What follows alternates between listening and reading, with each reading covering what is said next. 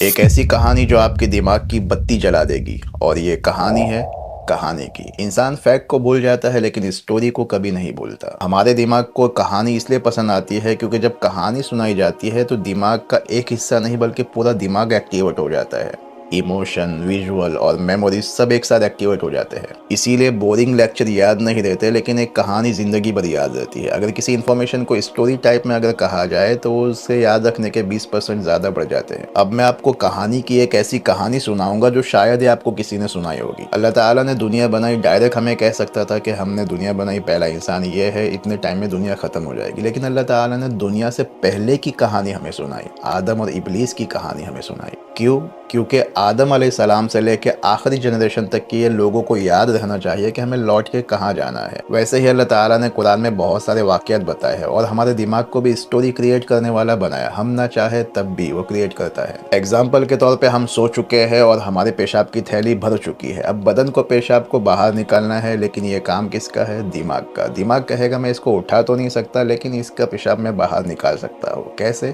Story بنا کے۔ اب دماغ کی میموری میں کئی سارے امیج اسٹور ہوتے ہیں، ہمارے گھر کے، ہمارے باتھ روم کے اور اس باتھ روم کے راستے کے۔ اب دماغ کیا کرے گا؟ تمام امیج کو ایک ٹائم لائن میں رکھے گا اور ایک ویڈیو بنائے گا اور اسے ہمیں دکھائے گا خواب کے ذریعے سے کہ ہم بستر سے اٹھے، باتھ روم کی طرف گئے، باتھ روم کا دروازہ کھولا، کپڑے اتارے اور پیشاب کرنے کے لیے بیٹھے اور پیشاب کیا، دیکھا تو بستر کے اوپر پیشاب ہو گئی، اور یہ خواب ہمیں زندگی بھر یاد رہتا ہے۔ تو سونے کی حالت میں دماغ کے بنائی ہوئی کہانی ہمیں زندگی بھر یاد رہتی ہے۔ تو اللہ تعالیٰ نے اسی وجہ سے ہمیں دنیا سے پہلے کی جنت کی کہانی بتائی تاکہ ہم جنت اور اس کے بنانے والے کو نہ بھولیں۔